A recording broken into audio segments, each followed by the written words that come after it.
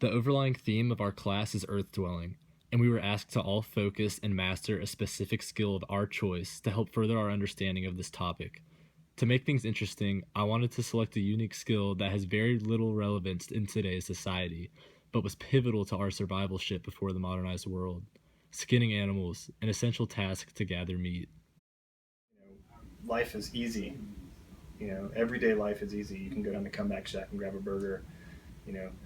150 years ago, like people pushed out west and settled this country. You know, you had to hunt, and provide for your family. Important parts of skinning is having the right knife.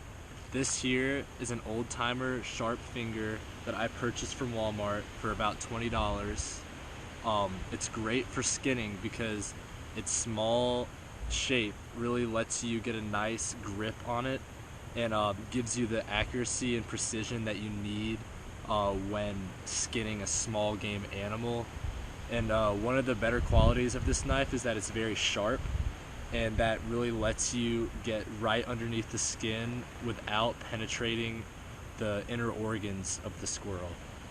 Make sure you do have the proper tool for it. Mhm. Like an actual fillet or skinning knife. Is really the way the blades are shaped and the way they're weighted make a big difference versus just using like a pocket knife that's sharp, Yeah. which you can do. To practice skinning is on meat, such as this ham.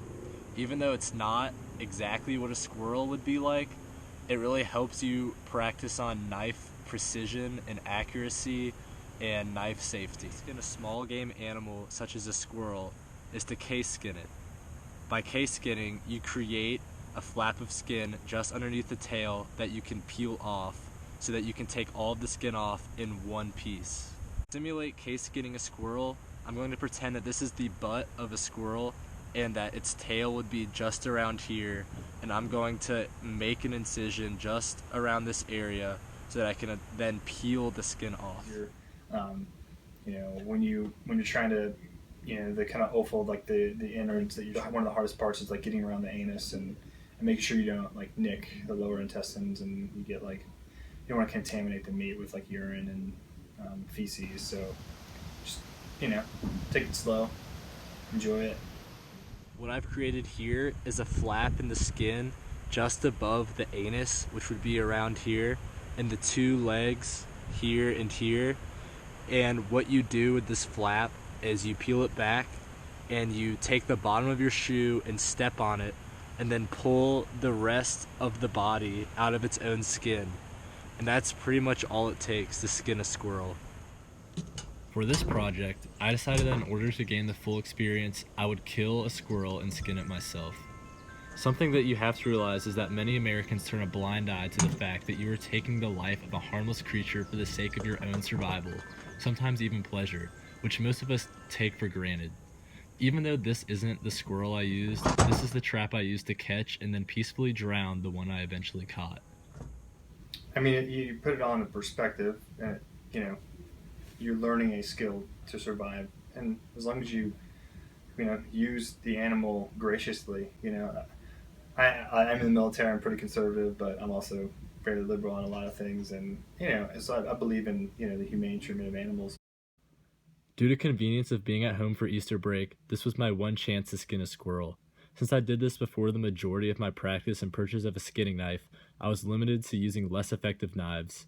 Because of the setback, I was not able to make the correct incision and failed to create the proper flap, which made pulling the squirrel out of its hide nearly impossible. However, I still successfully harvested a decent amount of muscle tissue. Odds of you being in a situation where you're gonna have to like kill and procure animals probably slim, but having that skill set is definitely a confidence booster. It's like adding tools into a toolbox. Even though it is very unlikely that I'll end up in a situation where I will need to use this skill in order to survive, after going through many of the steps involved, it has definitely taken a personal toll on my life. Having never killed an animal before, it was quite appalling discovering how it feels to take the life of an innocent animal for my own gain. Doing it myself helped me come to the realization that this process has been used for all of the meat I have ever eaten and will continue to eat, and I must take into consideration how lucky we all are to have an endless supply of meat at almost no cost, except for guilt.